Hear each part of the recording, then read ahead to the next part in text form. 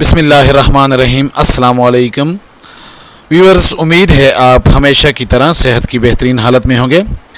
Dividend investments की आज की वीडियो में हम मीज़ान बैंक का जायज़ा लेंगे, इसकी पे आउट रेशो देखेंगे, इसकी प्राइस टू अर्निंग रेशो देखेंगे, इसकी डिविडेंड यील्ड देखेंगे और इसकी ग्रोथ देखेंगे। तो फ्रेंड्स, सबसे पहले मीज़ान बैंक लिमिटेड 236 रुपये 60 पैसे पर ट्रेड हो रहा है। ये शरिया कंप्लाइंट KMI 30 का हिस्सा है। फ्रेंड्स, मैं आपको सरमाया की वेबसाइट पर लिए चलता हूं, जहां पर हमें इसका एक महीने का ग्राफ हमारे सामने है।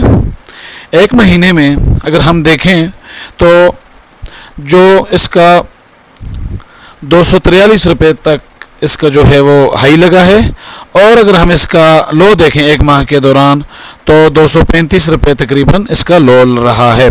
तो फ्रेंड्स,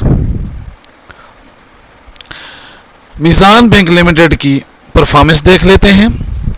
फ्रेंड्स, अगर इसके एक साल की परफॉर्मेंस देखें परसेंटेज के हिसाब से तो वो तकरीबन 87.7% इसने एक साल के दौरान ग्रोथ दी है। और अगर हम इसमें 6 मंथ्स की ग्रोथ देखें वो तकरीबन 39% है, और 3 मंथ की ग्रोथ इसकी 7.16% है। यानी कि मीज़ान बैंक लिमिटेड ने पिछले एक साल के दौरान हमें 87% से ज़्यादा की ग्रोथ दी है। तो डिविडेंड्स के हवाले से, ग्रोथ के हवाले से एक बेहतरीन शेयर है। अगर हम कंपनी के स्नैपशॉट देखें तो यहाँ से हमें सबसे पहले PE रेशो जो है वो इसकी 4.49 है। हम इसको डिटेल में भी डिस्कस करेंगे। अर्निंग पर शेयर जो है वो भी इंतहाई बेहतरीन 52 रुपये 74 पैसे। इसकी मार्केट कैप अगर हम जायज़ा लें तो 4 to 4.44 बिलियन। डिविडेंड 24 रुपये, और डिविडेंड यील्ड जो है वो 11.23% है। फ्रेंड्स, बीटा वैल्यू इसकी 0.936 है, यानी 1 से कम है।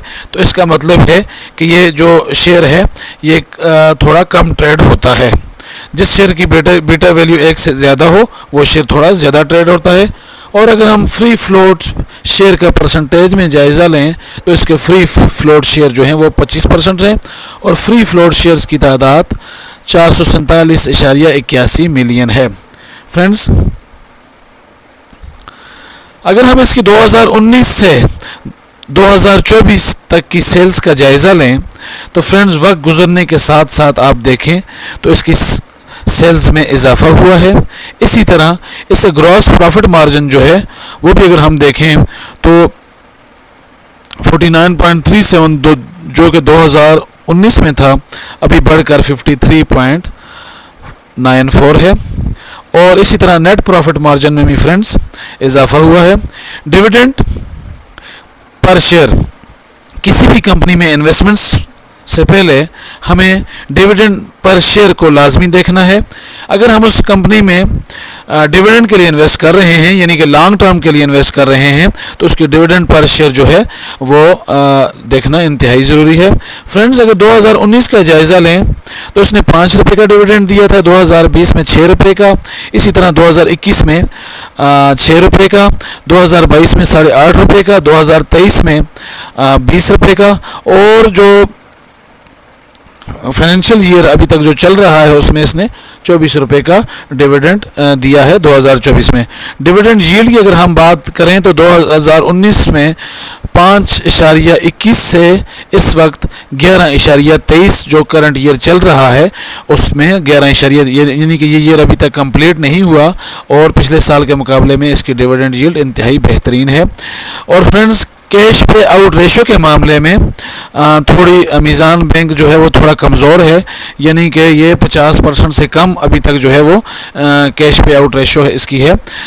तो ये मतलब अपने जो सिस्टम है उसको ये एक्सपेंड कर रहा है, तो इसलिए इसकी कैश पे आउट रेशो और बैंकों में यानी UBL के मुकाबले में थोड़ी कम है। फ्रेंड्स, अगर हम इसकी ارننگ پر شیئر دیکھیں تو 2019 کے مقابلے میں اس میں کافی اضافہ ہوا ہے، 10 روپے 77 پیسے 2019، اور اگر آپ 2023 میں دیکھیں تو 47 روپے، اور ابھی تک جو یہ ایئر گزر رہا ہے جو کمپلیٹ نہیں ہوا اس میں ابھی تک 52 روپے سے زیادہ کا یہ ارننگ پر شیئر دے چکی ہے، اور پرائس ٹو ارننگ ریشو جو ہے وہ بھی وقت گزرنے کے ساتھ ساتھ بہتری آئی ہے، گو کہ 2023 میں اس کی 3.42 تھی، اور ابھی اس ایئر میں تھوڑا 4.05 تھوڑا زیادہ ہے، لیکن وقت گزرنے کے ساتھ جیسے کہ 2019 میں 8.91 تھی، اس کے ساتھ ساتھ اس کی پرائس ٹو ارننگ ریشو بہترین رہی ہے۔ تو فرینڈز،